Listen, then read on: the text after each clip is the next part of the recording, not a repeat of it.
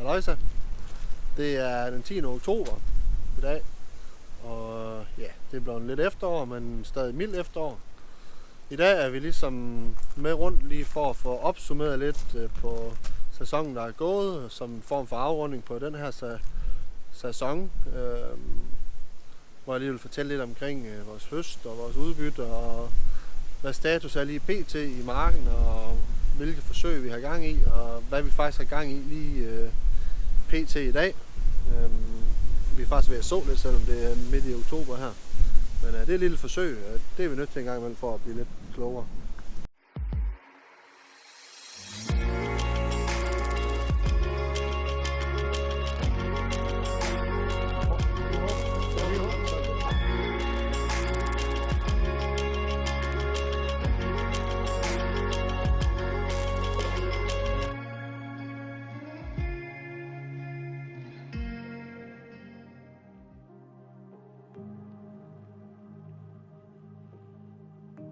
Her står vi så i et af vores planlager, hvor vi har blandt andet har vores ærtehøst til at ligge, og noget af vores hvede fremover herovre.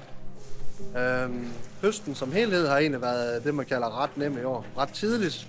Vi var færdige den 17. august, og jeg tror de sidste 10 dage fra den 7. til den 17. august høstede vi nok omkring 500 hektar. Det kørte bare fuld skrald derudad. Generelt har udbyttet været helt fantastiske heroppe i år. Det er det bedste, jeg har høstet nogensinde. Vi har blandt andet høstet vores jenforsøg, hvor vi har høstet 13,5 tons. Vi har måske håbet på lidt mere, men det er blevet lidt tørt til sidst. Det har måske lige taget toppen af noget af udbyttet. Men lad os nu se. Nu er de ved at tælle sammen på alle resultaterne rundt fra hele Europa her. Så må vi se, hvor vi ender hen i den konkurrence. Vi vinder nok ikke toppen i forhold til udbyttet, men i forhold til det potentiale, vi har haft, kan det være, at vi kommer til at ligge ret fornuftigt. Så det er sådan set meget spændende at komme til at følge med i. Jamen, her har vi vores ærter til at ligge. Det er fremavlsærter. Det her det er grønne ærter. Det er en sort, der hedder Greenway. Den skal så ligge her til forår, hvor den så skal renses op og bruges til såsæd igen. Det har givet 5,7 tons per hektar, og det er egentlig... Det er jo første gang, jeg har haft ærter, så i princippet ved jeg jo ikke helt, hvor det skal ligge hen i udbyttemæssigt, men umiddelbart tænker jeg, at det er ud fra forsøg og seneste års resultater, tænker jeg faktisk, det har været ret fornuftigt. Og generelt i alle afgrøder har vi haft nogle super gode udbytter, og vi har haft høje afgrødepriser i år, så økonomien i plantenavlen har været rigtig fornuftig. Altså vores raps har givet omkring 6,1 tons i gennemsnit afregnet per hektar, og hveden omkring 11,5. Og det er de store hovedafgrøder, vi har haft, så det er simpelthen helt fantastisk.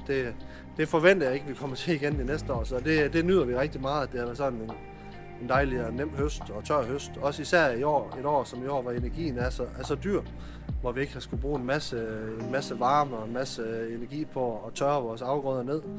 Så det har været helt fantastisk. Som sagt, selvom vi er herhen omkring den 10. oktober, har vi bestemt os for, at vi lige vil prøve at så lidt mere hvede. Så Anders er lige i gang med at fylde i såmaskinen her. Grunden til, at vi sår det her nu, er egentlig fordi, at det er et frøgræsmark, vi har ladet ligge og givet noget kvælstof. Og så har vi taget slet på det til noget græs til min fars køer. Og det fik vi taget her i slutningen af sidste uge. Og så er vi i gang med at pløje det i dag. Så får vi det sået i løbet af i dag og i morgen.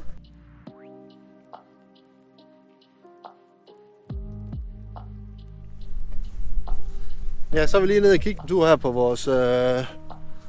vores græsmark, som vi fik slået her i fredags. Som vi lige er i gang med at pløje nu. Og hvor Anders kommer ned og begynder med at så her lige om lidt. Ja, måske et lidt sjovt og lidt sent tidspunkt, men vi har taget slet på den her mark for at få maksimal udnyttelse af den afgrøde, der nu var på den i forvejen. Og så prøver vi så ved i den, det vil sige, at den har ikke mange tomme dage i sådan en mark her, hvor den ikke laver noget. Sådan en hvedemark efter græs, det plejer egentlig at lykkes rimelig godt. Der er altid god varme i jorden, og den er god luftig, og der er god dræningsevne efter sådan en græsmark. Så selvom vi så er lidt sent, er nu næsten overbevist om, at det her det skal nok blive en succes, men lad os nu se. Det er jo noget, vi kan se på, når vi kommer til forår og høst næste år, om det var en god eller en dårlig idé.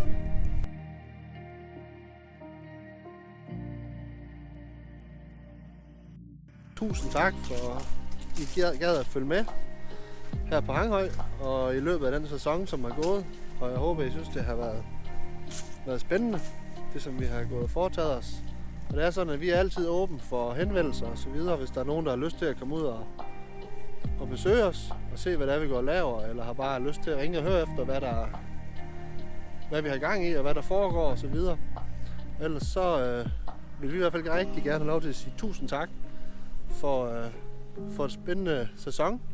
Og sjovt at være med til at lave sådan nogle film her, hvor vi ligesom kan have lov til at dele lidt ud af vores historie og hvad vi går og roder med. Og så håber jeg sådan set egentlig bare på, at vi ses igen, måske allerede til næste sæson.